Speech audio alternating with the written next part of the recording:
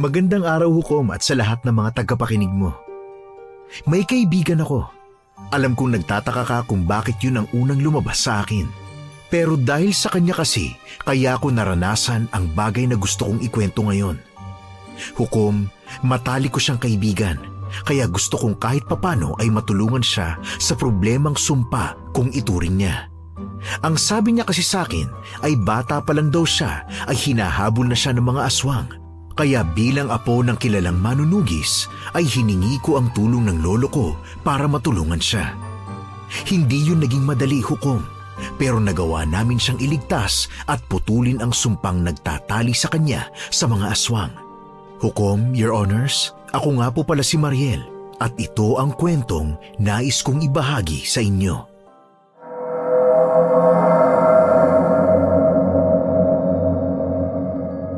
Lolo? Lolo? Ay, apo ko!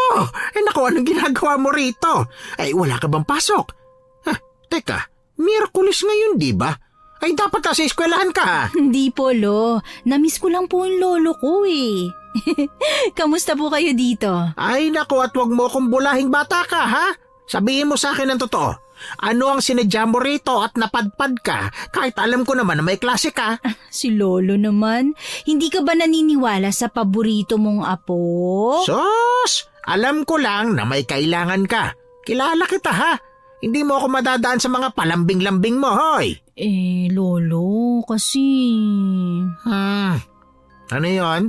May problema ka ba? May kaibigan po kasi ako. Ang kaso po, sinusundan siya ng mga aswang para patayin. Lolo, baka naman po... Ay, nako. Hindi tayo maaaring makialam sa kung ano man ang hidwaan ng mayroon sa dalawang panig. Pero Lolo, nakakaawa naman yung kaibigan ko. Bata pa lang siya, pinipilit na siyang sundan ng mga aswang. Saka tinatangka siyang patayin. Hindi ko naman po maatim na panoorin na lang siyang habulin ng mga aswang kung may magagawa naman akong paraan, di ba? Mariel, apo ko, seryoso ako sa sinasabi ko, ha? Hindi magbabago ang desisyon ko. Hindi natin tutulungan ang kaibigan mo. Lolo naman, kahit para sa akin na lang. Sige na, please. Kailangan mong maintindihan, apo, na manunugis ako ng baryo. Kung tutulungan natin ang kaibigan mo, ay maaari pati ang baryo na aking pinoprotektahan ay salakayin ng mga halimaw na sinasabi mong umaatake dyan sa kaibigan mo. Kaya gusto niyo pong hayaan ko na lang siya sa pakikipaglaban sa halimaw? O kaya hintayin na lang siyang mamatay? Ganun po ba yun, Lolo? Oo, dahil hindi talaga tayo maaaring makialam sa buhay na wala naman tayong direktang kinalaman. Wala rin po palang kwenta ang pag-uwi ko rito. Ang buong akala ko po matutulungan ko siya kung makakausap ko kayo. Apo, hindi sa lahat ng oras ay kailangan mong magbigay ng tulong. Lalo na kung alam mong may mapapahamak na iba sa iyong gagawin. Naiintindihan ko po. Tahimik kong pinagmasdan si Lolo Almiro. Kita kong bakas sa kanyang itsura ang matigas na pagtanggi sa aking pakiusap. Matapos ko siyang kausapin, ay bumalik ako sa dorm sa syudad. Nakangiti akong sinalubong ng roommate kong si Michelle. Hindi ko siya pinansin at sa halip ay dumiretso sa aking higaan at naupo roon. Ibinalik naman niya ang atensyon sa ginagawa sa laptop. Pero makalipas ang ilang minuto, hindi siya nakatiis na hindi ako kausapin. Oh, Mariel, bakit ang pangit ng mukha mo dyan? May nangyari ba sa pag-uwi mo? Kumusta ang lolo mo? Okay naman, Michelle. Nakakapagod ang biyahe. Sino ba kasing may sabi sa'yo na umuwi ka ng probinsya nyo at bumalik din agad? Gusto ko lang talagang kausapin si Lolo tungkol dyan sa kaso mo. Naku, hindi mo naman kailangan gawin ng bagay na yun eh. Ready na kaya akong ma-meet si Lord? Michelle, may magagawa pa tayong paraan. Huwag kang mawalan ng pag-asa. Sa tingin mo ba talaga kaya mong pigilan yung sumpa ng lahi nila? Ang tagal ko nung tinatakbuhan yung katotohanan, Mariel. Nakakapagod na rin tumakbo ng tumakbo eh. Michelle naman. Ano ka ba? Huwag ka nang magdrama dyan. Ako nga, okay lang sa akin eh. Sa'yo pa kaya? Basta, hindi. Iisip ako ng paraan para mapapayag ko si Lolo. Mariel, ayos nga lang sa akin. Kung mamamatay, di mamamatay. No hard feelings. Ganun yun. Michelle, hindi ako nakikipagbiruan ha. Sino bang may sabi na nagbibiro ako? Hindi pa kita nakikilala at nagiging kaibigan. Alam ko na ang mangyayari sa buhay ko. Sa edad na 21, mamamatay na ako. Kaya tanggap ko na. Hindi mo kailangan gumawa ng paraan para mabago yun. Kasi matagal ko nang alam ang bagay na yun. Hindi na ako umimik sa sinabi niya, Hukom. Muli naman niyang inabala ang sarili sa laptop. Hindi ko alam kung sadyang pakialamera lang ako o baka dahil gusto ko lang talaga siyang tulungan. Kaya naman ng sumunod na araw ng aming pasok, nung nagtanong ang aming professor tungkol sa retreat na gaganapin sa 1 linggo, ay walang pagdadalawang isip kong sinuggest ang aming baryo. Nag-iwas ako ng tingin kay Michelle dahil naramdaman kong napatingin siya sa akin. Uy, Mariel, hindi mo na dapat ginawa yun. Ha? Ano naman ang ginawa ko, ha? Alam ko kung bakit ka nag-come up sa idea na isuggest ang baryo nyo para sa retreat natin. Gaga, huwag kang assuming dyan. Nag-request lang yung kapitan ng baryo namin na baka may maitulong ako sa turismo doon. Alam mo naman, di ba? Masyadong liblib ang lugar namin. Kaya bihira talagang maabot ng mga turista. Ganun lang yun. Talaga lang ha? Oo nga. At saka napag-isipan kong kahit ano palang gawin ng nakapaligid sa'yo, kung desidido silang patayin ka, wala kami magagawa. Tama. Yo! What's up, girls? Ano pinag-uusapan niyo dyan, ha? Wala ka na ron. Chismoso. Baka mamaya kayo magkatuluyan yan ha. Kadiri ka, no? Ayoko. Alam nyo, dyan nagsimula ang lolo at lola ko. Ah, ganun ba? Baka kaya siguro sila namatay kaagad para malinis ni Lord yung pagkakamali sa matchmaking niya. Aray! Talaga? Napakabastos ng bunganga mo no? Sakit na! Aray! Ewan ko sa inyong dalawa. Sige na, sa library muna ako. May tatapusin pa akong script ng reporting Teka lang Michelle, magdidilim na Gusto mo bang samahan kita? Hoy, ano ba akala mo kay Michelle? Bata na kailangan ng guardian kapag madilim na? Ang sabi ko, manahimik ka. Pwede ba dyan? Oh, Mariel! Chillax ka lang. Bakit ba galit na galit ka? Inaano ba kita, ha? Wala kang alam, kaya manahimik ka na nga dyan. Ay, ewan ko talaga sa inyong dalawa. Mag-away kayo dyan na mag-away, ha? Malalaki na kayo. Uy, sigurado ka ba na hindi ka magpapasama, ha? Hindi na. Sure naman ako na may mga students pa sa library ng ganitong oras Okay. Tawagan mo na lang ako kung may problema, ha? Teka, may asin ka bang dala? Bawang, ha? Ano? Asin? Bawang? Anin naman niya yun sa library. Pakialamero to. May dala ka naman siguro, no? Teka, sandali. Ano ka ba naman, Mariel? Chill lang. May dala ako. Nasaan? Patingin nga. Ito, huwag kang mag-alala. Sige, mauna na ako, Nang makalayo na ng kaunti si Michelle, sinundan ko siya para siguruhing walang magiging problema. Sisiguraduhin ko na walang mangyayari sa kaibigan ko. Sa kasamaang palad lang Hukom, sinundan din ako ni John. Ano ba naman yan, Mariel? Para namang bata si Michelle yan Hoy, hindi ka ba talaga tatahimik, ha? Nakikialam ka Ikaw kaya itong pakialamera. Bakit ka ba sunod ng sunod kay Michelle, ha? Alam mo, wala kang pakialam. Anong walang pakialam? Ano ba talagang problema mo kay Michelle? Bakit mo siya sinusundan palagi? Huwag kang maingay. Baka marinig ka. Ano ba? Ay, napakamarites mo. Alam mo ba yun? Alam mo, worried lang ako. Hindi ako marites. Sus, pinaganda worried daw. Ganun din yun. Huwag Chismosa. ka na lang kasing makialam. Pwede ba?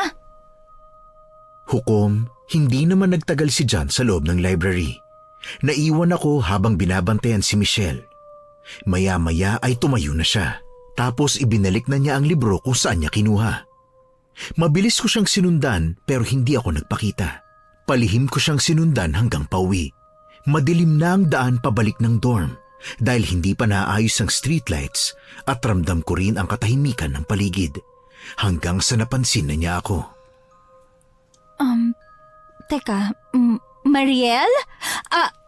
Oy, Michelle, anong ginagawa mo rito? Gabi na. Galing ka rin sa library? Gaga, hindi. Kumain lang ako ng dinner kila Aling Siling. Tinamad na rin kasi ako magsaing eh. Ah, ganun ba? Akala ko sinundan mo na naman ako eh. Bakit naman kita susundan? Bakit? Artista ka ba at kailangan mo ng bodyguard ha? Hindi. Akala ko lang. Akala ko kasi sinundan mo na naman ako. Ano ka ba? Bakit ba seryoso mo? Nagbibiro lang ako. Ikaw naman kasi. Para namang hindi ka pa nasanay sa akin, Michelle. Palagi naman kitang binibiro eh. Kahit na, nahihiya kasi ako eh. Ano ka ba naman, Michelle? Ako lang to, si Mariel. Best friend mo, best friend mo. Minsan talaga hindi na kita maseryoso. Palagi ka nalang nagbibiro at nagpapatawa eh. Bakit? Kung magseseryoso ba ako at hahanap ng paraan para hindi ka naguluhin ng mga aswang, papayag ka ba ha? Magkaibang bagay yon, Mariel. Ewan ko na lang talaga sa'yo. Pabayaan mo na kasi at pakawalan ng topic na yan, pwede ba? Ano pa bang magagawa ko? Halika na, ang mabuti pa umuwi na lang tayo.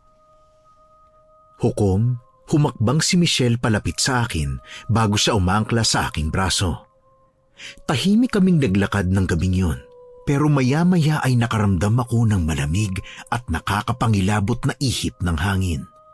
Nagkatinginan kaming dalawa nang marinig ang pamilyar na pagaspas ng malalaking pakpak mula sa malayo. Agad akong napatingin kung nasaan nanggagaling ang pagaspas na yon. Nakita ko ang isang babaeng may mahabang buhok, may pakpak na itim na maihahalin tulad sa isang paniki. Mahaba ang mga kuko at may matutulis na mga ngipin. Kalahating katawan lamang nito ang lumilipad. Sinusundan kami nito. Mabilis na nakalapit ang manananggal sa amin at sinubukang hablutin si Michelle. Mabilis ko siyang itinulak kaya hindi nagtagumpay ang aswang. Pero napasubsob naman si Michelle sa kalsada. Michelle, takbo na! Iwan mo na ako, Mariel! Iwan mo na ako! Sa tingin mo ba talaga kaya kitang iwan, ha? Pero hindi ka dapat nadadamay sa gulong nito. Kahit anong sabihin mo, damay na ako. Kaya hindi kita iiwan dito. Tumakbo ka na sabi. Sige na, hayaan mo na ako. Hindi nga kita pwedeng pabayaan. Ano ba? Ayoko madamay ka sa gulo ko, Mariel. Pakiusap, sige na. Hindi mo ako madadamay kung lalabanan mo siya. Pero paano? Hindi ba't lagi kitang pinapaalalahanan na magdala ka ng asin at bawang? Nasaan ang mga yon? Ihagis mo sa halimaw na sumusunod sa atin ngayon. Hukom, kinalkal ni Michelle ang bag niya bago tuluyang nakuha ang asin at bawang. Mabilis siyang tumakot ng asin sa plastik at inihagis sa halimaw nang magtangka itong muling umatake. Napalipad ang halimaw palayo dahil sa bahagyang pagkakalapnos ng balat nito.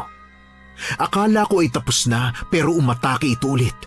Mas lalong naging mabilis ang pagkilos ng manananggal. Mabilis kong nilapitan si Michelle at marahang hinablot ang kanyang braso. Saka siya hinila palayo sa lugar na yon. Hingal na hingal kaming nakarating sa dorm. Mabilis kong isinara ang pinto at mga bintana. Nakita kong napatukod pa ang mga kamay ni Michelle sa kanyang mga tuhod habang naghahabol ng hininga. Sabay kaming pumunta sa kusina para uminom ng tubig. Mariel, salamat ah. Buti na lang talaga kahit paano. Epektibo ang asin, ano? Sana nilahat ko na ang asin para mamatay na ang halimaw na yun. Hindi mamamatay ang mga aswang gamit ang asin lang, no? Pero ang sabi mo mabisa tong pangontra, di ba? Oo, mabisang pangontra dahil nasasaktan at nalalapnos ng bahagya ang mga balat nila dulot ng asin. Pero hindi sila mamamatay? Sakit lang ang maidudulot ng asin sa mga aswang. Ganun lang yun. Wala pa ako nababalitaan na nakapatay ng aswang ang paggamit ng asin. Kahit nga ang lolo ko, bihira lang na gumamit niyan eh. Talaga? Ano namang ginagamit ng lolo mo kung ganun? Mga armas na pamana pa ng kanununuan namin. Nagtataka ka siguro kung paano hanggang ngayon nagagamit pa yun, ano? Paano nga nangyari yun? Ganito kasi yon. Kilala ang angka namin sa baryo bilang angka ng manunugis. Bawat henerasyon sa pamilya, may mga magmamana ng mga armas na ginamit ng aming mga ninuno para lumipol ng mga aswang. Ikaw ba, Mariel? Magiging katulad ka ng lolo mo?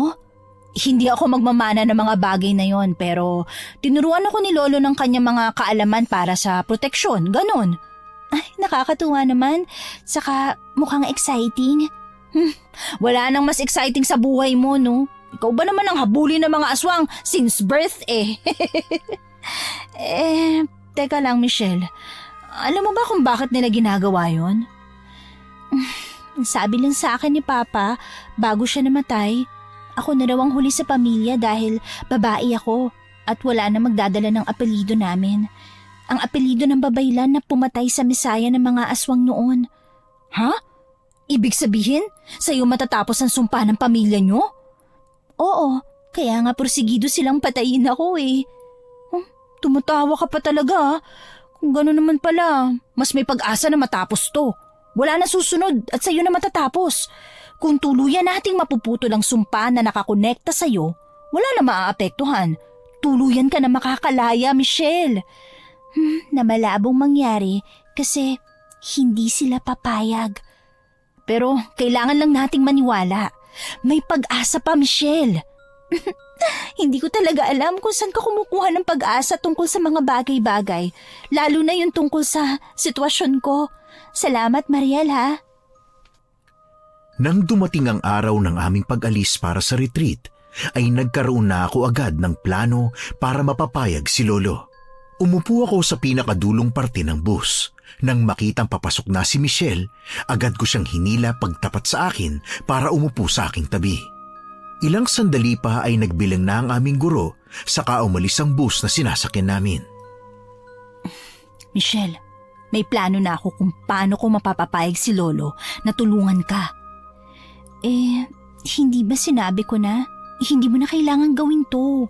Hindi, kailangan nating subukan ang lahat ng bagay para mawala ang koneksyon mo sa sumpang yan. Paano mo naman gagawin yun? Kailangan kong madamay sa gulo mo. Ha? Ano? Teka, nababaliw ka na ba? Di mas lalong bad shot ako sa lolo mo kung ipapahamak at idadamay kita. Hindi na niya ako hayaang madamay dahil tutulong na siya. Hindi. Ayokong gawin ang gusto mong mangyari. Yun lang ang naiisip kong plano para tuluyang mapapayag si Lolo. Ayaw niya mangialam dahil hindi naman kami kasali sa gulo niyo. Pero kung nasali na ako sa gulo, hindi siya matatahimik hanggat hindi ako naaalis sa alanganing sitwasyon, di ba? In short, lolokohin natin ng lolo mo na nadamay ka na, ganun ba? Ganun na nga. Ayoko ng ganun eh. Hindi ka ba natatakot na baka mas lalong gumulo ang lahat? Desperate times call for desperate measures. Nang malaman kong kwento mo, nangako ako sa sarili ko na hindi ako titigil hanggat hindi ka natutulungan. Hindi ako bumibitaw sa pangako na yun, Michelle. Kahit gaano pa yun kahirap. Mariel, bakit mo ba ito ginagawa? Magkaibigan tayo eh. Hindi ba gano'n naman ang magkakaibigan? Nagtutulungan? Pero hindi sa ganito katinding sitwasyon. Masyado tong delikado, Mariel. Wala akong pakialam sa mga sitwasyon na yan, ano? Pagkaibigan kita, poprotektahan kita. Pero hindi ko alam kung paano ako makakabawi sa'yo. Simple lang yan. 1 month supply ng lunch. Okay na ako dun. Naku, bakit ba ako nagtanong? Alam ko naman pagkain ang sagot sa lahat para sa'yo eh. Ilang oras kaming nasa biyahe, Hukom. Magtatanghali na nang madaanan namin ang lumang arko ng aming probinsya. Ilang minuto na lang ang aming bubunuin bago makarating sa baryo, kaya naman tumayo ako para makuha ang bag namin ni Michelle na inilagay ko sa itaas. Ilang saglit pa ay huminto na ang bus sa isang bakanting lote na malapit lang din sa bahay ni Lolo. Medyo nakipag-unahan pa ako sa pagbaba sa bus. Nakita ko si Lolo na inaaninag pa kung sino ang mga taong biglaan na lang dumating sa kanyang lugar. Nang makita ko ay agad napilitan ng ngiti ang nag-aalangan niyang muka. Lo? Apo, ano bang nangyayari at sumadya pa kayo rito? Lo, sinuggest ko po sa school namin na dito kami mag-retreat para makasama ko po kayo. Alam nyo naman na palagi ko po kayong namimiss eh. Ay, nakong bata ka. Kaya pala abala ang Kuya Julius mo sa pagluluto May plano ka palang ganito ha? Surprise nga po kasi, Lolo. Ay nako, mabuti na lang at nilinis ni Julius sa mga kwarto at may matutulugan kayo. Hello, kinuntsaba ko po si Kuya Ay nako po, ikaw na bata ka. O siya, sige na. Pumasok na kayo dun sa kusina. Lo, sandali lang po Ay nako, ano na naman yon? Tandaan niyo pa po ba yung kinuwento kong kaibigan sa inyo, ha? Oh, yung hinahabol ba ng aswang? Ilang beses ko bang dapat sabihin na hindi ako makikialam tungkol sa bagay na yan? Hello, gusto ko lang pong ipakilala siya sa inyo. Si Michelle po pala, Lolo. Una ko pong kaibigan sa Maynila. Magandang tanghali ha. Magandang tanghali po, Lolo. Lo naman, wala ka bang ibang sasabihin dyan, ha? Ba't tahimik ka? Gaya ng sinabi ko, Mariel, hindi ako mangingialam sa gulo ng iba. Masyadong maraming madadamay. Lolo naman Hindi mo mababago ang desisyon ko. Ha? Bueno, gabayan mo na ang mga kasama mo papasok sa bahay ha. Hindi ka na nahiya at pinaghintay mo pa mga bisita mo. Ay, Lolo naman Mariel, pabayaan mo na. May ibang oras pa naman. Kumain muna tayo ng tanghalian. Pagkatapos nun hukom ay nagsimula na akong mag-asikaso ng mga kaklase. Itinuro ko muna ang magiging kwarto namin pansamantala habang kinakausap si Lolo ng aming guro. Malaki ang bahay ni Lolo at kasya naman kaming lahat. Ang bahay kasi na ito ang uwian ng aming angkan kapag meron kaming reunion. Nang matapos na isaayos ang kanilang mga gamit sa kwarto, ay nagsimula na kaming bumaba para kumain ng tanghalian. Nangunguna si John na masyado na ring dikit kay Kuya Julius at nagagawa pang makipagtawanan sa kanya. Kuys, saan tayo pwede pumunta rito? Makagala man lang. Ay nako John, delikado yan. Baka kung saan-saan pa kayo mapunta. Hindi good boy kaya ako. Siyempre, doon ako sa pwedeng mapupuntahan lang, kuya. Nagsisimula ka na namang mangulit, John.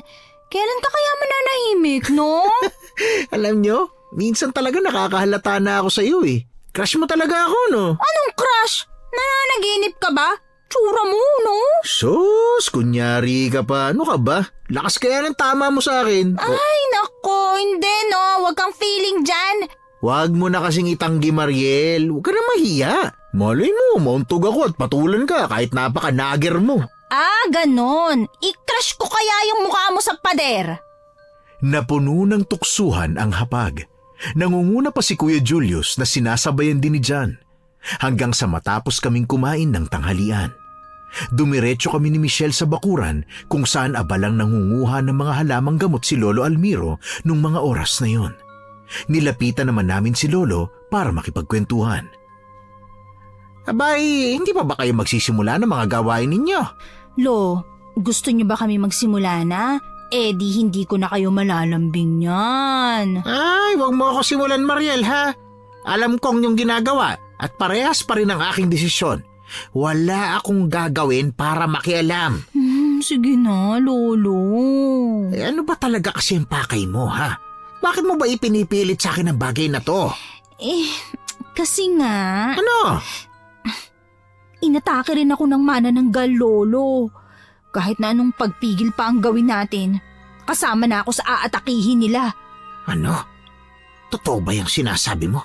Lo, mukha ba ako nagsisinungaling? Sa sobrang kagustuhan mong makatulong, ay hindi na ako magtataka kung kasinungalingan na sinasabi mo. Lolo, totoong sinasabi ko. O siya, mamayang gabi, sa oras na tulog na ang lahat ay pumunta kayo sa sala. Doon niyo ako kausapin tungkol sa bagay na ito. Talaga, Lolo? Papayag ka na? Hindi ko sinasabi na pumapayag na ako. Gusto ko lang malaman ang buong kwento. Si Lolo, hindi pa sinabi na gusto niya makichismis. Naku, Mariel, tatamaan ka. Oo na po, mananahimik na. Teka, pupunta lang po kami sa sapa, Lolo, Ipapakita ko kay Michelle kung saan ako dati naliligo. Huwag kayo masyadong magliwaliw sa kakahuyan, ha? Masyado ng delikado. Maraming mga matang nagbabantay doon na hindi natin kakampi. Mariel? ibig niyang sabihin? Anong ibig sabihin ni Lolo doon? Naku! Si Lolo, nanakot pa talaga. Wala yun, Michelle. Ano ka ba? Hindi naman kita ipapahamak eh. Huwag kayong masyadong magpagabi ha. At sumunod kayo sa mga karatula na nakapaskil sa bawat sulok ng kakahuyan. Oo na po, Lolo. Ako na pong bahala. Mariel, hindi ba delikado? Huwag ka mag-alala. Akong bahala sa'yo, no? Alam na alam kong lugar na to. Sigurado ka ba dyan, Mariel? Wala ka bang tiwala sa akin? Alam mo na, baka delikado. Nakakatakot eh. Hindi yan. Malapit lang naman ang sapang tinutukoy ko eh. Pwede pa ba yung liguan? Wala kasi akong dalang damit. Gaga, di naman tayo maliligo at magdidilim na rin ano.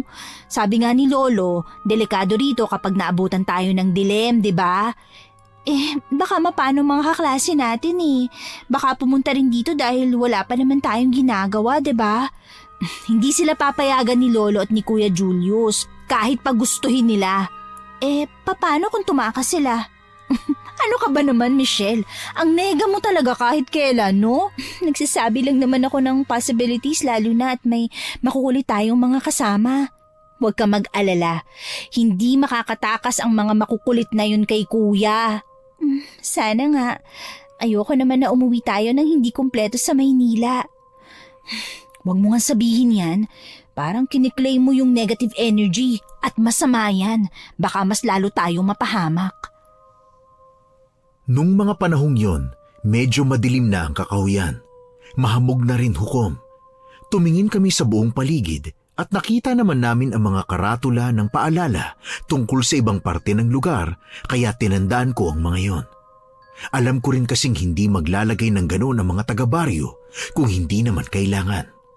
Ilang saglit pa ay naaninag ko na ang sapang ipinagmamalaki ko kay Michelle. Excited kong itinuro yun sa kanya. Wow! Grabe! Ang ganda! Napapalibutan ng mga puno. Tapos may gumagapang na mga baging sa mga puno. Probinsyang probinsya. Ang sarap din ng hangin. Sabi ko naman kasi sa'yo ayaw mo lang maniwala sa akin. Para kasing sa paraan ng pagkukwento mo, niloloko mo lang ako Ano, Michelle? Ano ka ngayon ha? Naniniwala ka na ba sa akin ha? Nakakatuwa. Hindi ko ina-expect na may maganda palang place sa lugar nyo. Ito talaga ang madalas kong dayuhin tuwing umuwi ako dito sa amin. Tingnan mo, ang peaceful. Totoo, malayo sa magulong Maynila. Na palaging binabaha. Ay nako, sinabi mo pa. Lika, umupo muna tayo bago tayo bumalik. Kasi alam naman nila na narito ako Alam na alam ni Kuya Julius kung saan ka pupunta kapag nagagala, no, Mariel? Kapag nawala tayo ng matagal, tiyak kong susundan na tayo noon at susunduin. Safe ba talaga sa lugar na to, ha? Safe naman. Bakit? Sigurado ka, ha? Uy, ano ka ba naman, Michelle? Dito ako lumaki, kaya alam kong safe dito. Kaya, alam mo, relax ka lang dyan. Sabi mo Ilang oras din kaming nanatili sa sapa. Tahimik naming pinanood ang bawat paggalaw ng tubig. Maya-maya ay nakaramdam ako ng kakaiba. Ang hangin na umiihip ay mas lumamig at nagbigay ng kakaibang tensyon sa akin. Nilibot ko ng tingin ang paligid dahil naramdaman kong may mga matang nakamasid. Mariel, balik na kaya tayo? Tama, hindi rin maganda kung aabutan tayo ng dilim dito Kaso, may ilaw ka ba? Hindi pa naman ganun kadilim Kaya pa nating lakarin ang daan kahit na walang ilaw o flashlight. May point ka naman. Teka, wala ka bang nararamdaman? Ha? Tulad ng ano? Parang kanina pa may nanonood sa atin Ramdam mo rin yun, ha? Kanina pa nung dumating tayo rito, parang pinapanood ang bawat galaw at kilos natin. Kailangan na nating bumalik sa bahay. Mas ligtas doon. Mariel, hindi naman na ako bata. Pero kahit na, kailangan mo ng proteksyon ni Lolo. Kaya bilis, halika na, umalis na tayo dito. Sige na nga. Ay, sayang, ang ganda pa naman dito. Huwag kang mag-alala, dadalhin kita rito kapag may time tayo bago umuwi, ha? Talaga ba? Sinabi mo yan, ha? Oo na nga. Sa ngayon kailangan na muna nating umuwi. Kasi delikado na dito Mahirap na, di ba? Bakit delikado? Ano ba yun? Na may nakasalubong tayo rito at magkaroon pa ng engkwentro. Wala tayong panlaban. Nagsimula kaming maglakad pabalik, pero mas lalong lumakas ang kaba ko. Nang magkatinginan kaming dalawa ay mabilis kaming nagkaintindihan na bilisan ang paglalakad hanggang sa makalabas na ng tuluyan sa kakahuyan. Maingay at magulo ang mga kaklase namin nang maabutan namin sa bakuran. Nahagip ng paningin ko si Kuya Julius na bakas sa mukha ang pag-aalala at si Lolo na mukhang galit na galit. Alam mo Hukom, hindi pa rin talaga ako nasasanay sa mukha niyang ganun kahit normal na yun sa kanya dahil napaka-stricto niya talaga. Mariel, ano nangyari? Bakit nagkakagulo? Magkasama tayo. Sa tingin mo ba malalaman ko yun? Lolo? Ano po nangyayari? Bakit sila nagkakagulo? Hindi niyo ba napansin na sumunod sa inyo ang kaibigan niyo? Ha? Sinong kaibigan? Kami lang po ni Michelle ang magkasamang nagpalipas ng oras sa sapa. Kung hindi ako nagkakamali, ay John ang pangalan ng batang nawawala ngayon. Ha? Ilang beses ko na po siyang sinabihan tungkol sa bagay na yan pero hindi rin pala siya nakinig. Dapat siguro hanapin na lang natin siya sa kakahuyan. Hindi maaari. Po? Bakit po hindi pwede? Bukod sa mga karatulang babala sa kakahuyan, ay may mga nilalang doon na hindi pwedeng guluhin. Kung lahat kayo ay papasok doon, ay magagambala ang mga nilalang at posible pang hindi lang si John ang mawala. Delikado sa mga dayo ang pumasok sa kakahuyan. Pero hindi po natin pwedeng pabayaan si John. Tama po si Michelle, Lolo. Kasarian din ng school kung may mangyayaring masama sa kanya. Gaya ng sinabi ko, masyadong delikado para sa mga dayo ang pumasok doon. Pero, Lolo, paano po si John? Magtatalaga ako ng mga manunugis para pumasok sa baryo. Mas ligtas ang ganoong paraan para sa mga kasamahan ninyo. Hindi sila pwedeng pumasok doon, lalo na't mga estranghero sila sa mata ng mga nilalang na nakatira doon. Lolo, sasama po ako. Sa tingin mo ba talaga ay kaya mo? Lo, kahit na hindi ako magmamana ng pwesto nyo, hindi nyo ako pinagkaitan ng kaalaman. Kaya rin natutulungan ko si Michelle sa mga encounter niya sa mga halimaw dahil sa bagay na tinuro nyo. Mukhang wala naman akong magagawa kahit na hindi ako pumayag Sasama rin ako. Hindi pwede, Michelle. Bakit? Delikado to. Pero kasama ka naman, hindi ba? Seryoso ako. Baka mapano ka.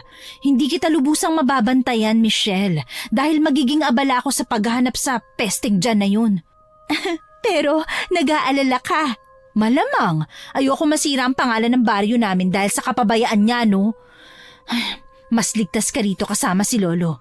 Hindi kanya pababayaan. Pero paano ka, Mariel? Ano ka ba? Dito ako lumaki. Alam ko ang pasikot-sikot. Saka puro mga taga-baryo ang maghahanap kay John. Tama ang apo ko. Mas magiging ligtas ka pag nandito ka lang.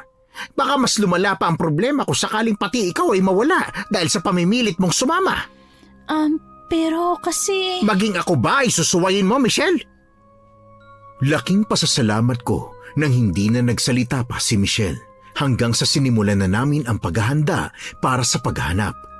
Ang mga kaklase namin ay pinilit na pakalmahin ni Kuya Julius na nagawa rin naman niya. Kaya naman nanatili na sila sa kani-kanilang mga silid. Pumasok na si Michelle sa kwarto namin. Walang emosyon namang nanunood si Lolo Almiro sa paghahanda ng mga kaklase ko. Kaya nilapitan ko siya. Lolo, may problema po ba? Ramdam ko na ang presensya ng ilan sa kanila. Po? Simula nang dumating kayo kaninang umaga, ay ramdam ko na ang bigat ng paligid. Iba na ang pakiramdam ko sa hangin. Lo naman, ano po kayo, may magic? Anong iba ang pakiramdam ng hangin ng sinasabi niyo? May kakaibang presensya na pumasok sa baryo, kasabay ng pagpasok ninyo. Kaya maaaring hindi basta-basta engkanto ang makakaharap ninyo. Alam na po ba nila? Buo ang loob ng mga manunugis ng baryo. Wala silang inaatrasang laban kahit na anumang kalaban ang kakaharapin nila. Hindi ko alam kung anong kasalanan ng kaibigan mo sa lahi nila. Ngunit sa nakikita ko ay hindi magiging madali ang laban nyo na ito. Lolo, kayo na lang po ang pag-asa niya. Alam mo, Apo, kahit ako hindi ako sigurado kung kaya kong harapin o labanan ang mga halimaw na pinipilit na takasan ng kaibigan mo. Masyado silang mabagsik at punong-puno ng galit. Pero, Lolo... Ngunit hindi ko sinasabing hindi ko siya tutulungan, lalo na ngayong nadamay ka na sa gulo niya. Ilang sandali pa ay mas lalo kaming napalayo. Mas dumoble ang hamog sa aming nilalakaran, kaya naman hindi na rin gaanong nakakatulong ang dala naming flashlight. Sa di kalayuan ay narinig namin ang pagaspas ng pakpak sa itaas. Mabilis na naalerto ang mga kasama ko. Humigpit ang hawak nila sa mga dalang panlaban na hiniram namin mula kay Lolo. Dumiin ang pagkakahawak ko sa sibat habang hinahagilap ng tingin ang halimaw. Maya-maya ay lumitaw na ito. Ang pagaspas ng malalaki nitong pakpak ay nagdulot ng malakas na ihip ng hangin. May matatalas itong mga kuko at matutulis na gapakong mga ngipin. Walang bakas ng takot ang aking mga kasama. Tila sanay na sanay sa mga engkwentro sa mga halimaw ng dilim na katulad ng nasa aming harapan. Sumugod papalapit ang manananggal. Nagtangka itong humablot ng isa sa mga kasama ko, ngunit mabilis naman itong nakailag saka sumagot ng pag-atake. Isang wasiwas ng espadang dala niya ang kanyang pinakawalan, dahilan para lumipad papalayo ang aswang. Ang iba naming mga kasamahan ay hinanda naman ang asin at mga dinikdik na bawang. Maghanda kayo! Huwag kayo magpapasindak sa kanya! Walang iya ka! Tumatawa ka pa! Nasaan si John? Saan niyo siya dinala? Huwag kayong papalin lang. Kailangan nating tapusin to. Patayin ang halimaw na to para hindi na makapambiktima pa! Nasaan na ang kaibigan ko? Ipakita mo sa akin ngayon si John kung ayaw mong tuluyang hindi ka makabalik sa katawan mo. Mga kasama, kailangan nating mahanap ang kalahating katawan niya. Yun lang ang paraan para mas mapabilis ang pagtapos natin sa laban na to. Sa ngayon, kailangan ng iilan sa atin na makipaglaban sa kanya habang sinisimulang hanapin ang ibang tinutukoy ko. Naghati kami sa dalawang grupo. Ang isa ay para hanapin ang ibabang bahagi ng katawan ng halimaw, habang kami naman ay naiwan para lituhin ang manananggal. Nagsimula kaming umatake gamit ang mga sandatang daladala. Ang pagwasiwas ng kamay ng aswang na may matutulis na kuko ang dahilan kung bakit kami nagkahiwa-hiwalay. Ilang sandali pa ay alam kong nakita na ng iba naming mga kasama ang kalahating katawan ng aswang dahil umatungal ito ng matindi habang nasa ere. Wala kaming sinayang na oras. Sinamantala namin yun para atakihin siya ng sabay-sabay. Ilang saksak ang kanyang natanggap mula sa amin na naging dahilan ng kanyang pagkasawi. Maya-maya ay narinig na namin ang malakas na sigaw ni John. Tulong! Tulungan niyo ako! Walang iya kang halimaw ka! Lumayo ka sa akin! John? John, nasan ka? John! Mariel! Mariel, tulungan niyo ako! Sa tingin mo ba ay talagang matutulungan ka ng hilaw na manunugis na yon? Kalokohan! Walang sino man ang makakapatay sa akin! Hayop ka! Ang sabi ko, pakawalan mo ako! Wala naman akong kasalanan sa iyo Mga kasama, bilisan na natin! Kailangan nating maabutan si John ng buhay at humihinga!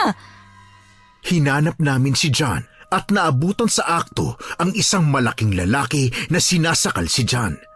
Puti ang buhok ng halimaw, higit na malaki ang katawan sa normal na tao. Maging ang kanyang katawan ay napapalibutan ng maitim na mga balahibo. Pakawalan mo siya! Halimaw ka! Teka, sineswerte ba ako? Mas maraming pagkain akong maiimbak nito. At sa tingin mo, kaya mo kami? Bata, mukhang nagkakamali ka sa tanong mo. Hindi ba dapat ay kung kakayanin ninyo ako? Higit kaming marami sa'yo. Huwag kang mayabang. Halimaw ka! Ngunit kayo'y nananatiling talo. lahing mahihina, walang lakas at umaasa sa isa't isa. Anong silbi ng dami ninyo kung wala rin naman kayong silbi? Pakawalan mo na ang hawak mo at labanan mo kami. Tingnan natin kung totoo ang sinasabi mo. Bilib ako sa tapang na meron ka, bata. Pero gusto kong makita mo na hindi ako susunod sa'yo. Pwedeng napatay mo ang mga pinadala kong alipin, pero hindi mo ako kaya. Teka, ikaw ang nasa likod ng lahat ng yon? Anong kailangan mo kay Michelle? Bakit mo to ginagawa? Dahil gusto ko. Dahil kaya ko. Papatunayan kong kaya kong ubusin ang lahat ng sinlahi ng babaylang pumaslang sa lahi ko. Walang kasalanan ng kaibigan ko doon. Tama ka, pero papatayin ko pa rin siya. Ang dugo niya ang magiging daan sa muling pagkabuhay ng aming pinuno. Nababaliw ka na ba? Patay na nga tapos bubuhayin mo pa? Aray, hayop ka! Pakawalan mo na nga ako! Kung hindi ka sumasabat, ay hindi ka na sana mapapahamak. Hoy, halimaw! Nasa demokratikong bansa tayo, no? Karapatan kong isa boses ang opinyon ko at yun ang sagot sa isip ko sa plano mong buhayin ng patay. Isang kamaliwan! Ang sabi ko, manahimik ka! At ang sabi ko rin, pakawalan mo siya! Mabilis kong inihagi sa halimaw ang hawak kong sibat. Pero naiwasan niya yon. Tumakas ang halimaw papunta sa malayong parte ng kakahuyan at tangay pa rin niya si John. Hahakbang na sana ako para tulungan si John, pero mabilis kong naramdaman ang isang kamay na pumigil sa aking braso. Sabay-sabay kaming napatingin nang sumigaw ang halimaw na tumangay kay John. Sa tingin niyo ba talaga ay madadaig niyo ko sa mga hilaw ninyong galaw sa pakikipaglaban? Tila yata ako ay iyong minamaliit, bata! Hindi ko inaasahan ang bagay nito. Wala akong panahon para sa gusto mong pakikipaglaban. Ang gusto ko lang, pakawalan mo si John. At bakit naman ako makikinig sa'yo, ha? Ang mga tao ay mananatiling pagkain para sa amin. Para sa akin. Naiintindihan mo ba? Kailanman ay hindi ako makikinig sa dapat na kinakain ko lang. Bakit ba ako nag-aaksaya ng oras sa halimaw na kagaya mo? Kailangan ko na makawala rito. Titiradurin ko yung mata mo. Aray! Tama na! Huwag mo akong saktan! Manahimik ka muna. Mas lalo mo siyang ginagalit eh. Kung tinutulungan mo na lang ako makawala rito, hindi puro ka sermon. Kung hindi ka ba naman kasi bobo at pumunta ritong mag-isa, wala ka sana sa kinatatayuan mo ngayon. Malay ko ba na ganito mangyayari?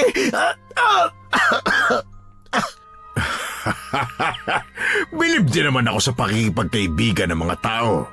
Ipapahamak ang sarili kahit na may hindi pagkakaunawaan.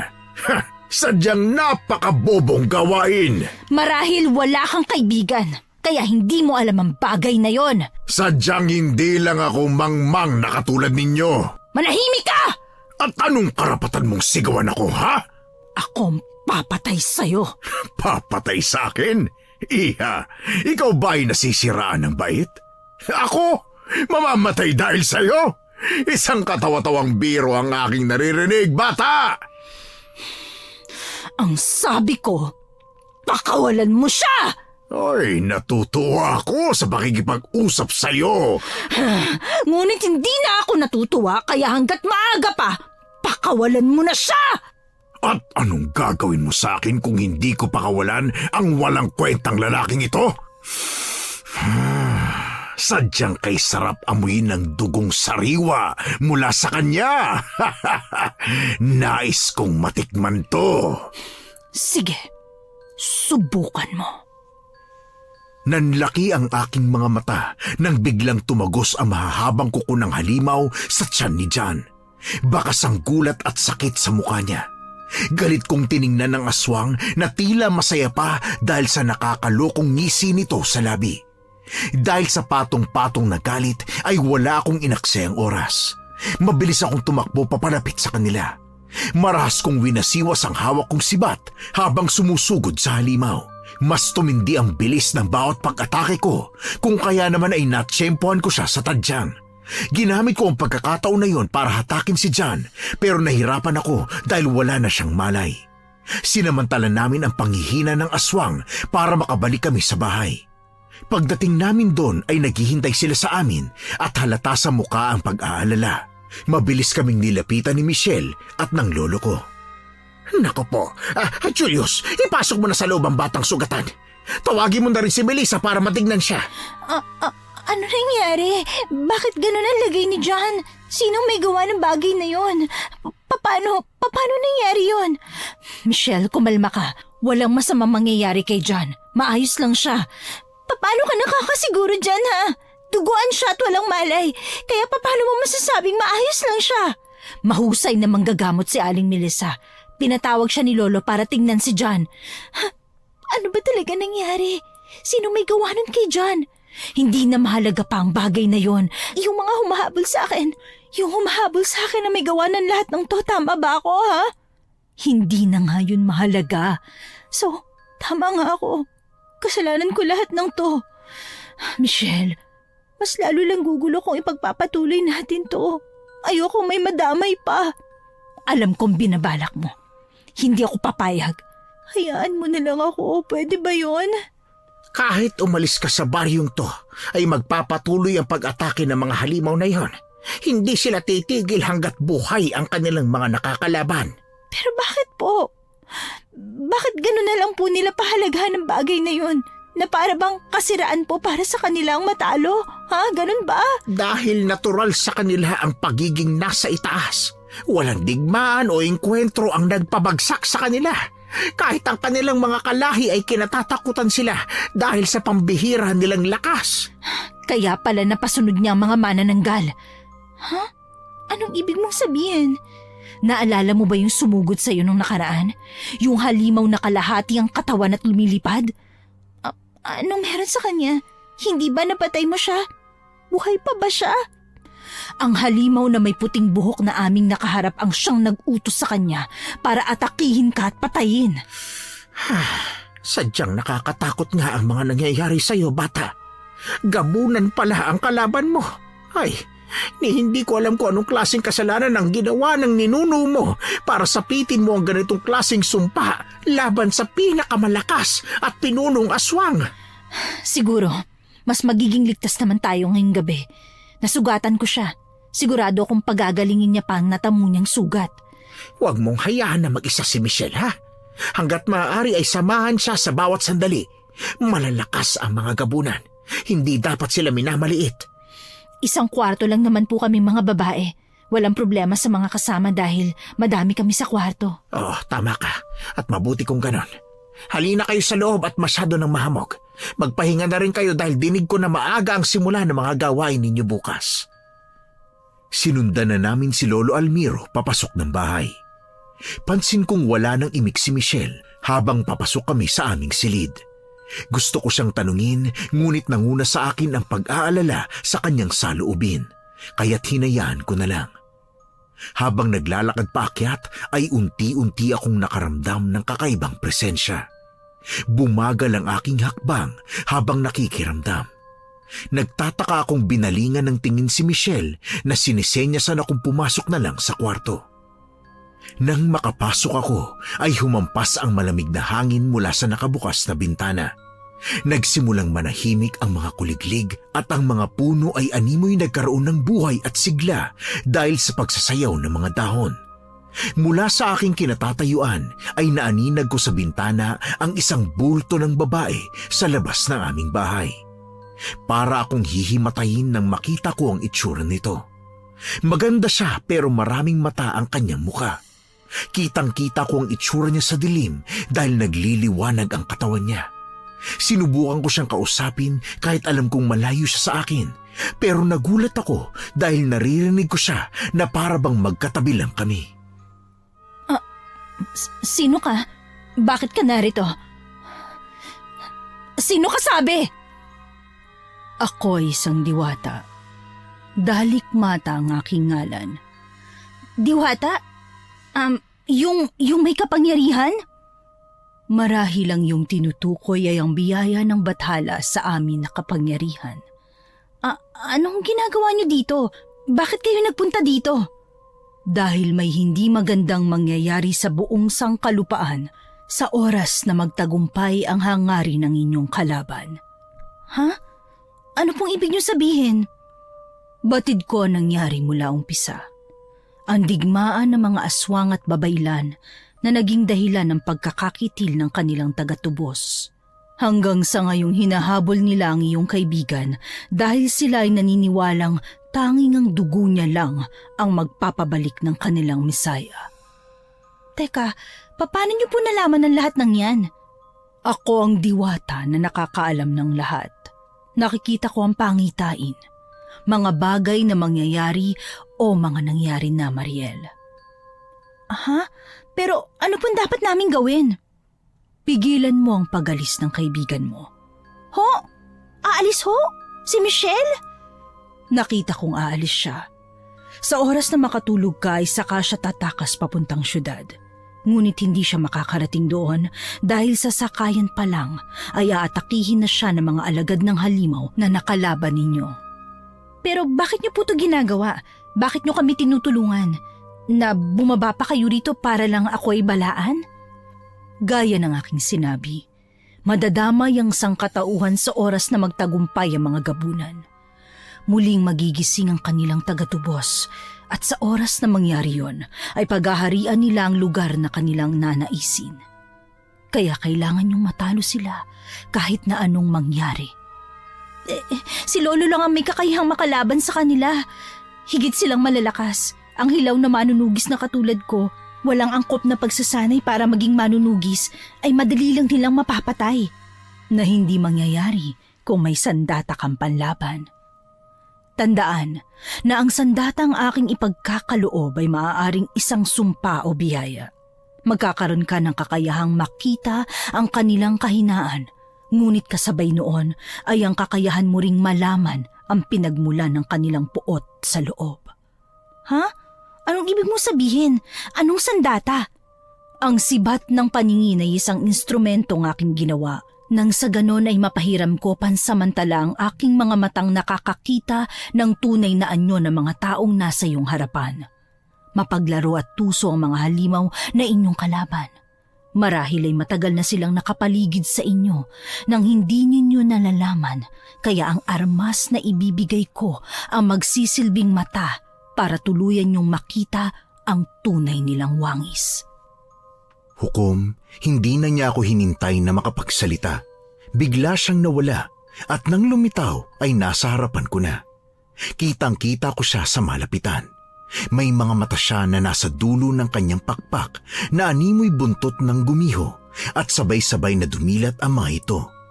Pagkatapos ay nilabas niya ang isang nagliliwanag na sibat gamit ang kanyang kapangyarihan. Halos kasing taas ito ng aking balikat. Transparent ito na parang tubig. Ang katawan ng sibat ay nababalutan ng mga nakapikit na mata. Sa sandaling gamitin mo ang sibat na yan, ay magbubukas ang mga mata nito ng sabay-sabay upang ipakita sa iyo ang katauhan ng iyong kaharap. May kakayahan din niyang ipabatid sa iyo kung nagbabalat kayo lang ang taong inyong kaharap. Kung ganon, sadyang makapangyarihan ng armas na ito. Alam kong hindi po kami maaaring gumamit ng ganitong klaseng armas, lalo na at galing sa isang diwata na sadyang makapangyarihan. Sigurado po ba kayo na ibibigay niyo sa akin ang mahalagang sandata na ito? Mas malaking kasalanan kung hihintayin pa namin ang pagwawagi ng mga gabunang aming kalaban. Kung ganun nga maraming salamat po at ako napili ninyo para sa armas na ito. Tandaan mo lang, Mariel, hindi lahat ng kaharap mo ay tao. Mag-iingat ka at gamitin ang paningin para malaman ang tunay nilang anyo. Minsan ay nasa harapan nyo lang ang tunay na kaaway, ngunit dahil sa salitang kaibigan ay hindi nyo yun napapansin. Mariel!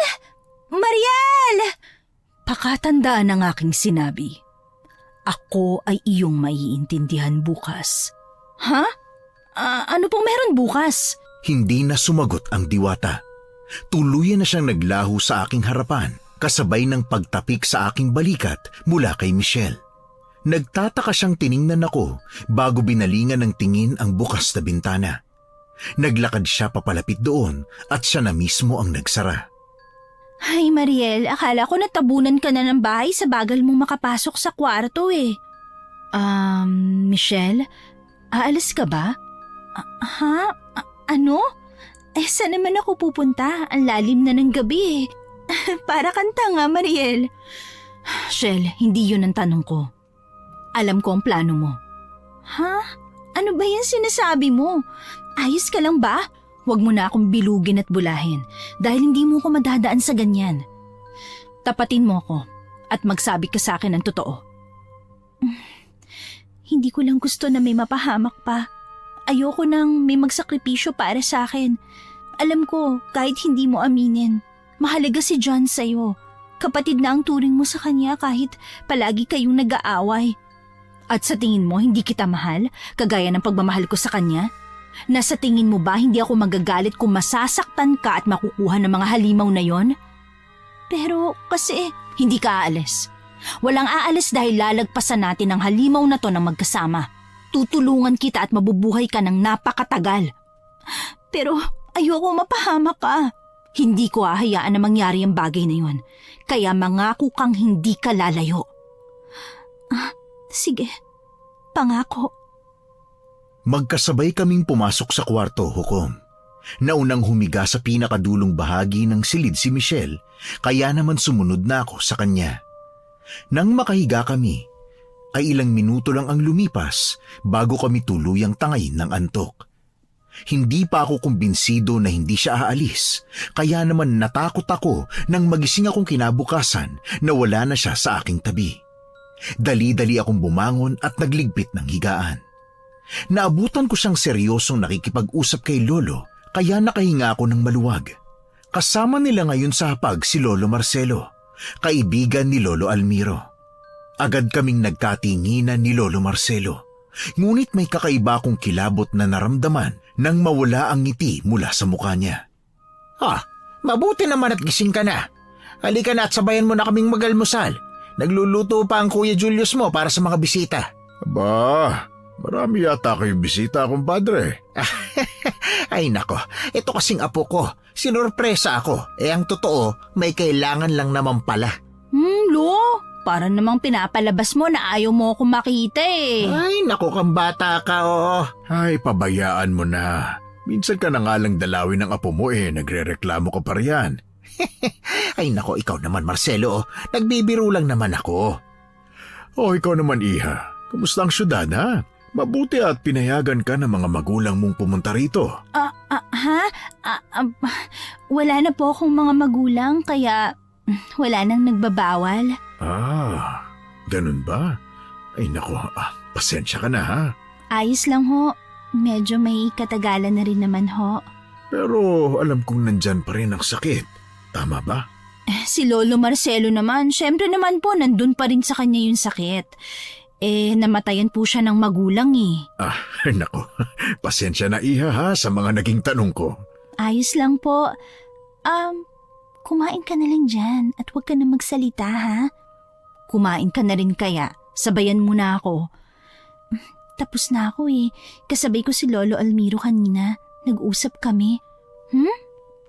Tungkol naman saan? Sinabihan niya ako na wag na munang umalis dito. Magiging delikado pa raw sa lahat kung aalis ako.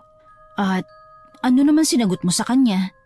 Napagpasyahan kong wag na munang umalis. Ay naku, salamat. Salamat naman at yan ang naging pasya mo. Pinagpatuloy ko ang pagkain habang nagkwekwentuhan kaming dalawa ni Michelle. Sumikip ang paligid na parang hirap na akong makahinga sa bigat ng tensyon dahil sa mga matang nakatuon sa amin. Sinikap kong sulyapan kung nasaan nanggagaling ang mabigat na presensya.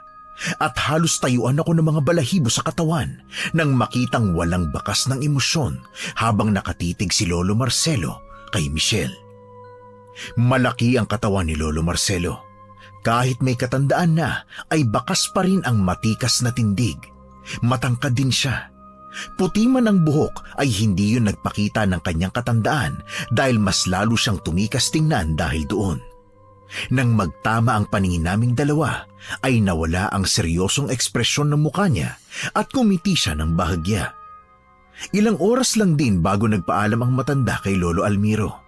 Sinundan ko siya ng tingin at muli ako nang ilabot nang makita ang bahagya niyang paglingon sa amin habang may ngisi sa labi. Habang naghuhugas ng mga hugasin ng aking lolo, ay tahimik ko siyang nilapitan. Lo? Oh, bakit? May kailangan ka? Kasi po, may diwatang nagpakita sa akin. Sus, anong sinasabi mo dyan? Sinong diwata? At bakit? Si Diwata Dalikmata po. Ha, ang diwata ng mga may karamdaman sa paningin. Bakit siya nagpakita sa'yo? Hindi lang po siya ang diwata ng mga may diferensya sa mata pero siya rin ang nakakakita ng hinaharap. Yung nakaraan, maging ang kasalukuyan. Ang tinatanong ko ay bakit siya nagpakita sa'yo? Anong meron? Ang halimaw po na humahabol kay Michelle ay maaaring makasira sa balanse ng sangkatauhan. Kaya kinakailangan na po nilang manghimasok dahil mas malaking panganib ang mangyayari sa oras raw po na magtagumpay ang gabunan na gisingin ng kanilang tagatubos. Ay, naku po. Hindi basta-basta ang pinapasok natin.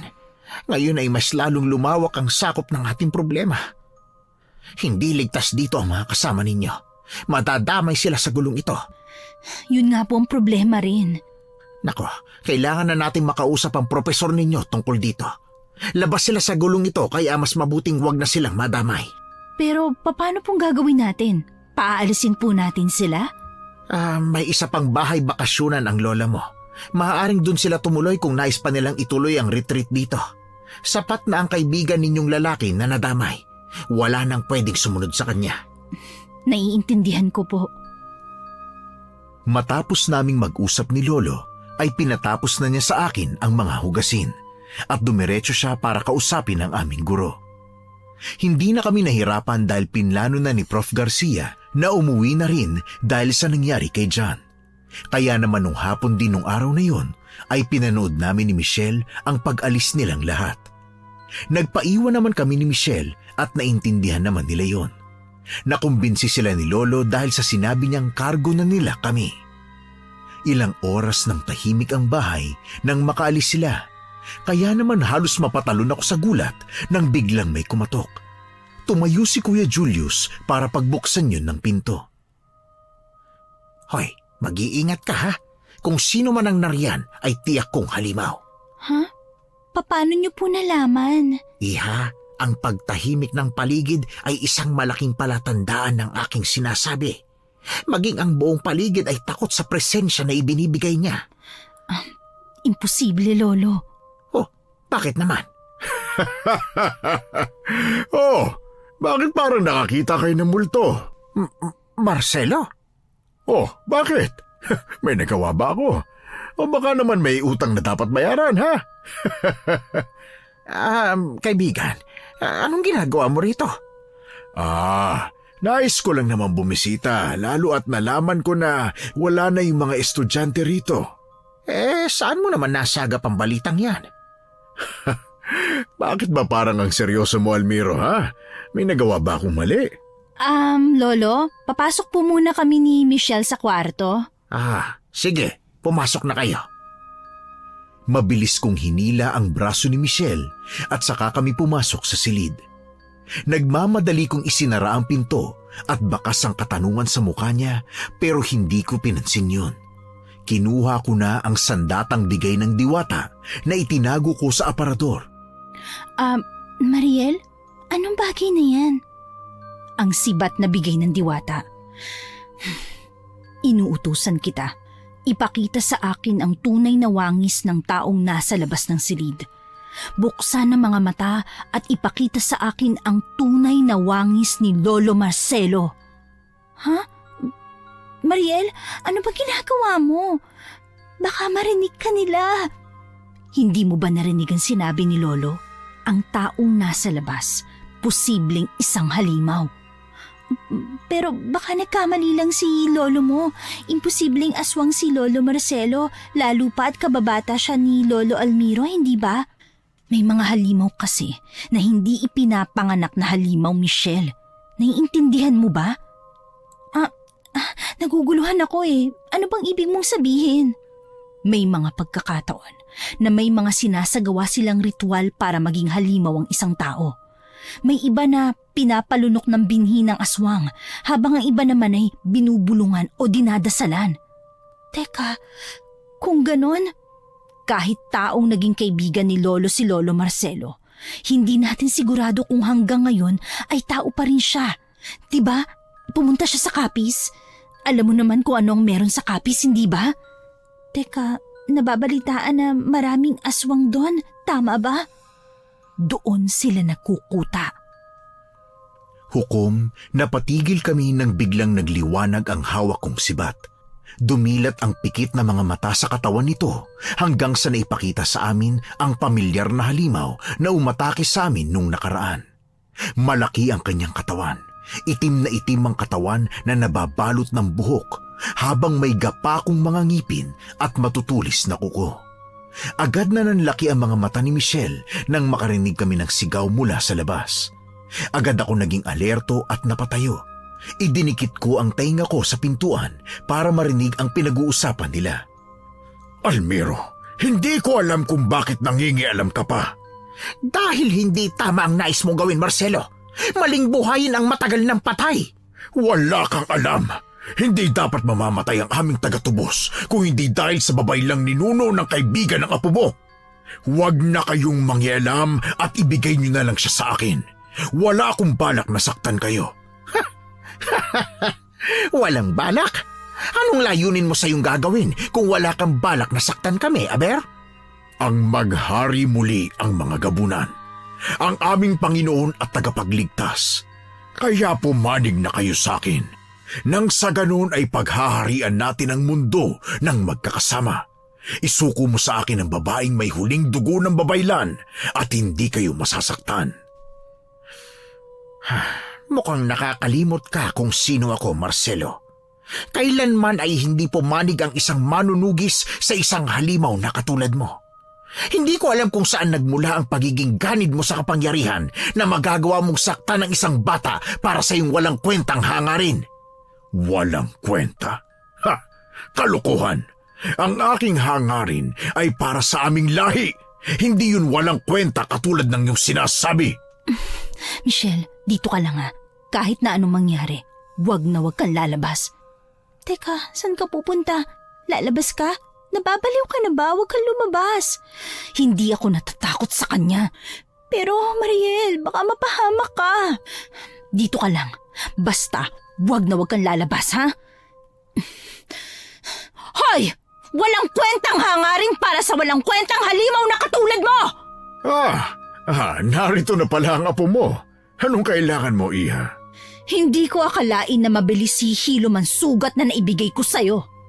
Alam mo, Iha, ang mga katulad ko ay hindi basta-basta tinatablan ng mga sugat. Sa katunayan, nung sinugatan mo ako, ang pakiramdam ko ay parang kinikiliti mo lang ako.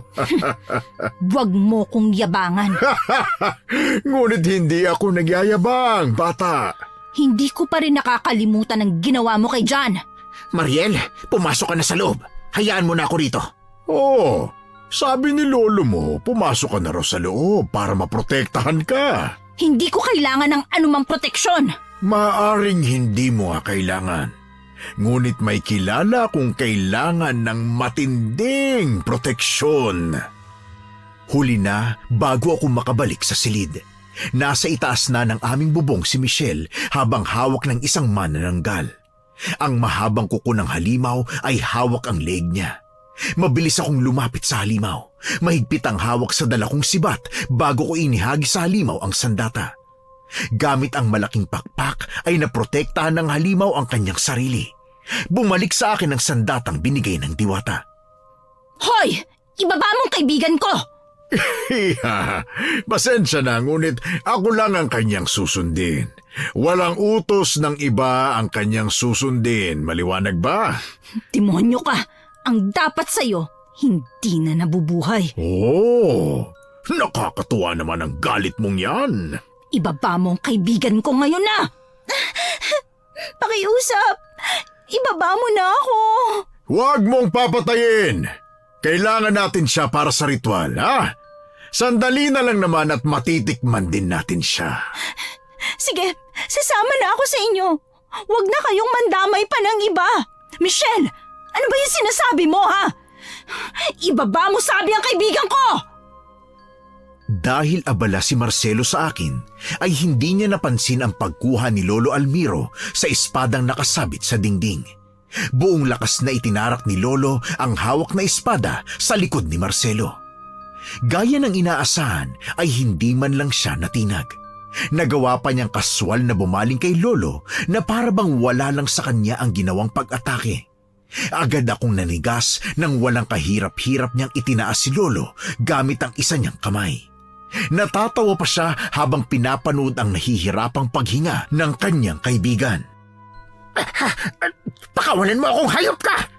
Magkaiba na tayo ng panig na ipinaglalaban, kaibigan. Kailanman ay hindi ako magsisisi sa pinili kong panig. Hangal ka! Ang tapang mo ay sadyang nakakatuwa. Mukhang sa'yo nagmana ang iyong apo dahil sa tapang na meron siya. Wala sa lahi namin ang pagiging duwag na katulad mo. Ha? Duwag? Ako? Tama! Ang ginagawa mo ngayon ay isang malaking kaduwagan, hindi ba? Tama na! Ako lang naman ang kailangan nyo, hindi ba? Pakiusap, huwag nyo na silang idamay. Oh, ngunit gustong idamay ng kaibigan mo ang kanyang sarili. Manahimik ka! Michelle, nangako ka sa akin, di ba? Ako lang ang kailangan nyo, kaya tigilan nyo na to. Kunin nyo na lang ako, sige na. Manahimik ka sabi, Michelle eh. Hayaan mo na ang kaibigan mo, Mariel. Nais niyang maging bayani dahil gusto niyang mamatay ka rin. Tigilan mo na mga bata, Marcelo! Paano ba? Ang kaibigan ng apo mo ang aming kailangan, kaya tayo nandito ngayon. Walang pagdadalawang isip na hinagis ni Marcelo si Lolo Almiro. Hindi naman siya nagpatinag at kahit nanghihina ay pinilit na tumayo. Ginamit pa niya ang hawak na espada para gawing tungkod sa pagtayo. Kahit nanghihina ay mabilis pa rin ang naging pagkilos ni Lolo Almiro. Bawat hakbang ay mabigat kaya naman nakuha niya agad ang atensyon ni Marcelo. Ang dapat sanang pagsaksak na gagawin ni Lolo sa lalaki ay hindi niya naituloy dahil mabilis na nahawakan ang kanyang espada. Gulat na gulat at napakatindi ng kabako habang pinapanood sila na magpalitan ng pag-atake. Nang sandaling diniinan ni Marcelo ang hawak sa talim ng espada ni Lolo Almiro ay pinanlakihan ako ng mata. Mabilis na umagos ang dugo sa kamay niya pero hindi niya ininda dahil nasaan yung halimaw na siya. Natatawa pa nga si Marcelo habang unti-unting niyuyupi ang espada na hawak ni Lolo Almiro. Ito lang ba talaga ang kaya mo? Kung ganitong mga pag-atake lang ang gagawin mo, tinitiyak ko sa inyong mamamatay kayo. Yun ay kung hindi nyo talaga nais na sumuko. Gaya ng sinabi ko, hindi ko hahayaan na mangyari ang binabalak ninyo. Tungkulin ko yon bilang protektor ng mga taong pagkain lang ang tingin ninyo. Bitawan mong lolo ko at ako ngayon ang harapin mo. Mariel! Ano ka ba? Hindi mo alam ang sinasabi mo. Manahimik ka na lang at hayaan mo ako. Mga inutil talaga kayo! Pareho lang naman kayong mahina, pero nais ninyo pa rin protektahan ang isa't isa na para bang kayang-kaya ninyo ako. Mga hangal! Huwag kang magpakasiguro, tanda. Alam kong kaya kita. Alondra, pinahihintulutan na kita. Maaari mong sugatan niyang hawak mo, ngunit hindi siya maaaring mamatay. Naintindihan mo? Napakademonyo mo! Hindi ako demonyo. Sa katunayan, isa kong tao dati. Nang mamatay ang aking mga magulang, naging palaboy ako sa kapis. Paulit-ulit akong minaliit ng mayayamang mga tao bago ako kinupkop ng isang lalaki. Isang lalaki na nagbigay ng kapangyarihan ko. Mariin kong itinutok ang hawak kong sibat sa sahig. Nagliwanag ito. Nakita kong natigilan ang halimaw. Ngunit di nagtagal, nagsimula na siyang ulit umatake. Galit niyang itinaas si Lolo at muling inihagis. Humigpit ang hawak ko sa sibat, ngunit sa kung anong dahilan, marahil dahil sa sinabi niya ang kanyang nakaraan, ay hindi ko magawang umatake. Para bang may pumipigil sa akin. Maya-maya ay narinig ko ang boses ni Dalikmata na bumubulong sa akin. Mariel, huwag mong hayaan na diktahan ka ng mga alaalang narinig mo. Kailangan mong alalahanin na hindi na siya ang dating Marcelo. Isa na siyang halimaw. Nasaan ka? Magpakita ka. Kailangan ka namin dito. Hindi ako maaaring makialam ng tuluyan. Masyadong sensitibo ang mundo ninyo para sa aming mga immortal. Pero, Tatagan mo ang loob mo at alalahanin na halimaw na ang kaharap mo at hindi tao. Aray! Aray! Ha? Walang iya ka! Pakawalan mo ang babaeng yan! Hindi na ako nakapag-isip ng maayos matapos kong makita kung paanong dinukot ng aswang ang kaloob-looban ng aking lolo. Nanlambot ang mga tuhod ko nang mapaluhod siya sa sahig. Mabilis at mabigat ang naging aking paghakbang. Mariin kong hawak ang sibat bago ko buong lakas na tinalon ang likod ng halimaw. Sumabit ako doon bago ko hinawakan ang mahaba niyang buhok at hinila. Atungal ang isinagot ng halimaw, ngunit hindi ako natakot. Galit ko siyang ginilitan ng leeg pero hindi siya napuruhan. Mas lalong lumakas ang atungal ni Marcelo hanggang sa mapaluhod siya habang hawak ang sugatang leeg. Sa tingin mo ba, hindi ako gaganti sa halimaw na katulad mo? Pinapahanga mo talaga ako, Mariela. Talaga? Masahangaan mo siguro ako kung ako mismo papatay sa'yo. Huwag kang masyadong mayabang, bata. Masyadong mataas ang gusto mong liparin. Sa palagay mo ba, kayabangan lang ang sinasabi ko, ha? Hindi ba? Kahit anong gawin mong pag-atake, ay walang makakatalo sa gabunan na katulad ko. Pinuno ako ng aming lahi. Nakatagdang mamuno sa mundo kasama ng tagatubos namin na nais naming buhayin. Sino bang hangal ang bubuhay sa matagal ng patay? Alam mong hindi dapat siya mamamatay kung hindi lang dahil sa ninuno ng kaibigan mong yan. Gusto ko lang maningil ng pagkakautang. Walang utang na dapat bayaran. Dahil wala naman siyang kinalaman sa kasalanan ng ninuno niyang hindi naman niya nakilala man lang.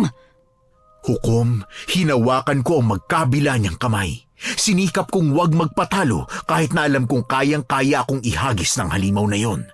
Mariin kong itinarak ang hawak na sibat sa kanyang likod habang pinipigilan ko siyang gumalaw. Gamit ang buong lakas ay mabilis siyang nakawala mula sa aking pagkakahawak, sa kanya ako galit na hinarap. Ngunit kitang-kita ko ang kanyang pag-igtad dahil sa mga sugat na natamo mula sa aking sibat. Wala nang malay tao si Lolo. Hawak pa ng manananggal si Michelle, kaya ako na lang ang kumikilos para lumaban. Wala ka ng kakampi. Wala ka ng magagawa. Kaya papayuhan na lang kitang sumuko na. Sa tingin mo ba susuko ako dahil lang sa sinabi mo? Hindi ko isusuko ang kaibigan ko. Magkamatayan man tayo. Kahangalan ang ginagawa mong pagpapakabayani, Mariel. Wala ka namang magagawa at makikitil din kita sa kalaunan. Bakit hindi mo ko subukan? Hindi yung puro satsat na lang ang nadidinig ko sa'yo. Bastos ka talagang bata ka! Dahil hindi ka naman dapat igalang. Alam mo ba kung bakit? Dahil halimaw ka. At ang mga halimaw ay dapat nang mamatay at mabulok ang kaluluwa sa impyerno. Impyerno? Kung mapupunta ako ron, sisiguraduhin kong isasama kita! Napakasama mo! Masama ka at kailangan kang mamatay! Wala ka na bang ibang sasabihin? Kundi kailangan mo mamatay, kailangan mo mawala. Hayop ka! Paulit-ulit! Walang kwenta! Oo, alam ko, hayop ako. At ang hayop na nasa harapan mo ang may hawak sa buhay ng lolo mo. Mahigpit kong hinawakan muli ang sibat. Ang mga mata na nakapaligid sa katawan nito ay sabay-sabay na dumilat. Habang hawak ko ito ay muling nagliwanag ang talim nito. Itinara ko ang talim nito sa aking palad. Hinayaan na maglandas ang sariling dugo sa talim nito. Unti-unting binalot ng asul na apoy ang hawak kong sandata. Inuna kong hinarap ang manananggal na naghihintay sa utos ng gabunan. Ang nag-aapoy na sibat ay inihagis ko sa kinaroroonan ng manananggal. Hindi nagtagumpay ang ginawa nitong pagprotekta sa sarili. Ungol ng halimaw ang aking narinig nang matamaan ko ang kanyang braso. Tumakbo ako para saluhin si Michelle bago pa tuluyang bumagsak sa lupa. Dinampot ko ulit ang sibat bago muling hinagis sa manananggal. Napagtagumpayan kong tamaan siya sa dibdib na naging sanhi ng kanyang pagbagsak. Ibang klaseng armas ang meron ka, iha. Kahit wala ito, sigurado ko mapapatay kita. Talaga? Kaya mo ba? Nakita mo naman ang ginawa ko sa tauhan mo, hindi ba? Bata, wag mo naman akong itulad sa mahinang klase ng aswang. Iba ako. Iba ang tauhan ko. Hindi ako magiging pinuno kung mahina ako at walang silbi. Gusto kong makita kung paano ka bilang pinuno. Kung anong pinagmamalaki mo bukod sa posisyon na meron ka ngayon. Wag mo kong hinahamon, bata. Hindi mo ko kilala. Pareho lang tayong halimaw. Hindi mo din ako kilala. Hindi mo alam ang kaya kong gawin. Hukom, mabilis pa sa kidlat ang kanyang ginawang paghakbang. Hindi ko na nga namalayan na nasa harapan na siya ni Michelle na namumutla habang titig na titig sa kanya. Ang matutulis ng mga kuko ay gumawa ng sugat sa leeg ng aking kaibigan. Gaya ng ginawa niya kay Lolo ay ginamit niya ang isang kamay upang itaas ng walang kahirap-hirap si Michelle. Pakawalan mo ako! Bakit? Bakit ko gagawin niyang bagay na yon, Aber? Sakit! Michelle! Ako ang harapin mo, duwag ka! Bakit ba napakahalaga sa'yo ng babaeng ito, ha? Hindi sana kayo mapapahamak kung hindi na kayo nangialam. Mangingialam ako dahil kaibigan ko ang gusto niyong saktan at patayin. Napakawalang iya mo talaga. Ay, nako. Kaibigan mo lang naman yan eh. Ibahin mo ako. Wala kang pagpapahalaga sa iba. Bakit ko naman pagpapahalagahan ang mahihinang nilalang na katulad ng lolo mo, ha? Hindi mahina ang lolo ko. Sumugod ako habang mahigpit pa rin ang hawak ko sa sibat. Isang wasiwas ng aking sibat at muli itong nagliwanag. Sa bawat paghakbang ko papalapit ay mas dumidiin ang paghawak ko. Kulang na lang ay bumaon dito ang aking mga kuko. Muli kong pinaglandas ang palad kong sugatan sa talim ng aking sandata. Sisiguruhin kong sa ating dalawa, ako ang matitira. Nais kong makita kung paano mo magagawang talunin ako. Talaga? Paano mo masasaksihan kung mamamatay ka na? Kahangalan at pawang kayabangan lang ang nilalabas ng bunganga mo, bata! Bakit? Ayaw mong maniwala na ang hilaw na manunugis na nasa harapan mo ang papatay at tatapos sa pangarap mong maghari? Sira na ang iyong ulo para isipin na ako ay matatalo mo! Nagsasabi lang ako ng totoo! Ginamit ko ang aking bilis para siya ay magulat. Gamit ang aking natitirang lakas ay itinara ko sa kanyang tadyang ang nagliliyab kong sibat. Isang mahabang atungal ang kanyang pinakawalan, ngunit hindi ako huminto roon. Marahas kong hinugot mula sa kanyang tadyang ang aking sibat at muli kong sinaksak ang kanyang dibdib.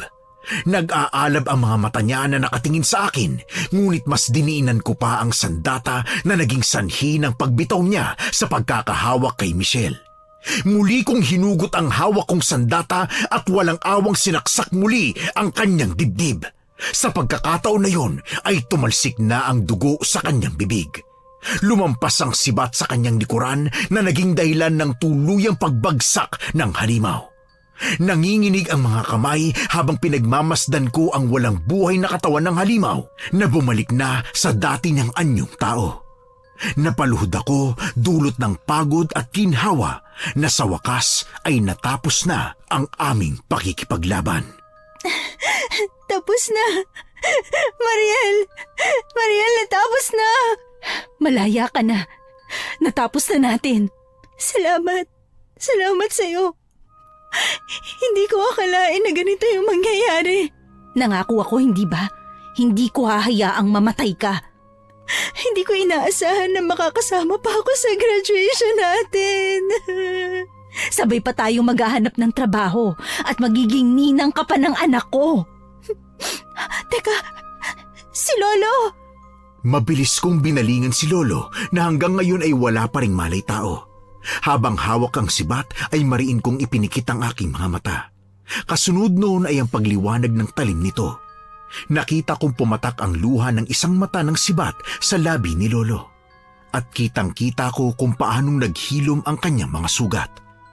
Bumalik ang kulay sa muka bago tuluyang dumilat ang mga mata. Ako agad ang una niyang nakita. Mabilis na iginala ni Lolo Almiro ang kanyang paningin sa paligid. Nagulat siya nang nakita ang katawan ng gabunan na wala ng buhay. Tapos na ba? Lolo, nakaya kong talunin. Natapos ko. Ay, masaya akong makitang ligtas ka, apo ko. Kayong dalawa. Wala nang manggugulo sa inyo, Iha. Wala nang hahabol at magtatangka sa buhay mo, Michelle. Natutuwa ako para sa iyo. Kung hindi po dahil sa inyo, baka patay na po ako ngayon. Ay, hindi ako ang dapat mong pasalamatan, kundi ang kaibigan mo. Kayo po ang nagturo kay Mariel kung paano maging matapang. Kaya bahagi po kayo ng dapat kong pasalamatan. Sige, walang anuman yon. Masaya akong makatulong kahit papano. At masaya rin po ako na nakilala ko kayo. Natapos ang gabing yun na magaan na ang pakiramdam namin. Pinagtulungan naming ayusin ang buong bahay, pati ang bakuran. Ang mga bangkay ng aswang ay tinipon namin sa bakuran dahil sabi ni Lolo magiging abo raw yun pag sumikat na ang araw. Pati ang gabunan ay nagiging abo kapag namamatay. Tahimik naming pinagmasdan ni Michelle ang langit na puno ng nagniningning na mga bituin. Mariel, alam mo ba, planado ko na yung mangyayari sa 21 years ko dito sa mundo eh. Alam ko kasing hanggang 21 lang ako kaya pinlano ko na lahat. Baliw ka talaga. Totoo. Kaya nga sabi ko noon sa'yo, di ba? Okay na ako kung mamamatay ako. Kasi nagawa ko na yung mga nasa bucket list ko. Pero hindi dapat mangyayari kasi hindi mo pa talaga oras. Handa na ako nung una pa lang pero syempre may takot akong naramdaman. Sino ba naman ang hindi matatakot na mamatay, no? Lahat naman ng tao doon ang papunta. Pero ibang usapan kung ipilit ang kamatayan. Yon ang magiging mali. Ang sarap palang mabuhay na walang nakakabit sa iyong sumpa. Excited na akong gumising bukas kasi alam kong malaya na ako. Masaya ako para sa iyo, Michelle. Salamat kasi inilaban mo ako. Kaibigan kita. Natural lang na ilaban kita hanggang dulo.